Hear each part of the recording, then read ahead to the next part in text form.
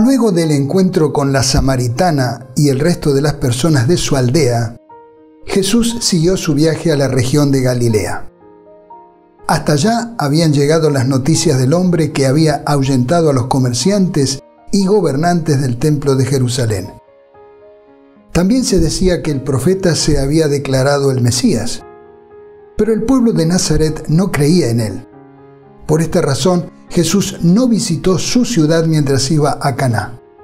En el camino, les dijo a sus discípulos que un profeta no era recibido con honra en su país. Felizmente, las nuevas del regreso de Cristo a Caná no tardaron en cundir por toda Galilea, infundiendo esperanzas a los dolientes y angustiados. Cuando la noticia llegó a Capernaum, a 25 kilómetros de Caná, atrajo la atención de un noble judío que era oficial del rey. Su hijo se hallaba aquejado de una enfermedad tal que los médicos lo habían desahuciado. Pero cuando el padre oyó hablar de Jesús, resolvió pedirle ayuda. El niño estaba muy grave y se temía que no viviese hasta el regreso del padre. Sin embargo, el noble creyó que debía presentar su caso personalmente, y con la esperanza de que sus súplicas de padre despertarían la simpatía del gran médico, partió hacia allá. Al llegar a Caná, encontró que una muchedumbre rodeaba a Jesús. Con corazón ansioso se abrió paso hasta la presencia del Salvador. Pero su fe vaciló cuando vio tan solo a un hombre vestido sencillamente, cubierto de polvo y cansado del viaje. Dudó que esa persona pudiese hacer lo que había venido a pedirle. Sin embargo, logró entrevistarse con Jesús, le explicó por qué venía y le rogó que lo acompañara a su casa. Jesús ya conocía su pesar, porque antes de que el oficial saliese de su casa, él ya había visto su aflicción. Pero sabía también que en su fuero íntimo, él se había impuesto ciertas condiciones para creer en Jesús.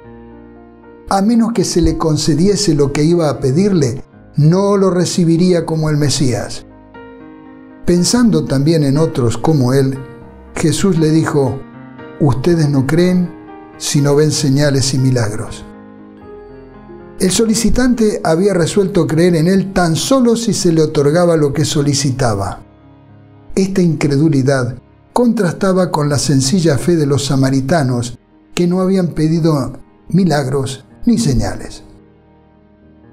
El oficial sintió el golpe, aceptó el reproche y le dijo: «Señor, ven pronto antes que mi hijo se muera». Jesús le dijo entonces: «Vuelve a tu casa, tu hijo vive». El hombre creyó lo que Jesús le dijo y se fue.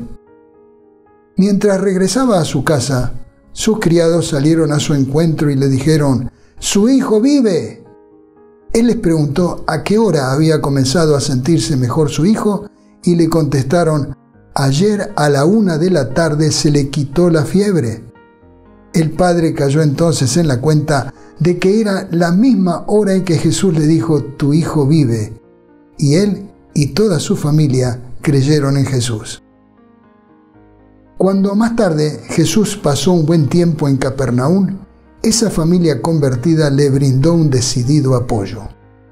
El noble quería ver el cumplimiento de su oración antes de creer, pero primero tuvo que aceptar la afirmación de Jesús de que su petición había sido oída y el beneficio otorgado.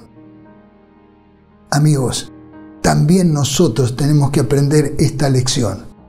Nuestra fe en Cristo no debe basarse en que veamos o sintamos que Él nos oye. Debemos confiar en sus promesas. Cuando acudimos a Él con fe, toda petición alcanza el corazón de Dios. Cuando hemos pedido su bendición, debemos creer que la recibimos y agradecerle de que la hemos recibido. Luego, debemos atender nuestros deberes, seguros de que la bendición se realizará cuando más la necesitemos. Cuando hayamos aprendido a hacer esto, sabremos que nuestras oraciones son contestadas.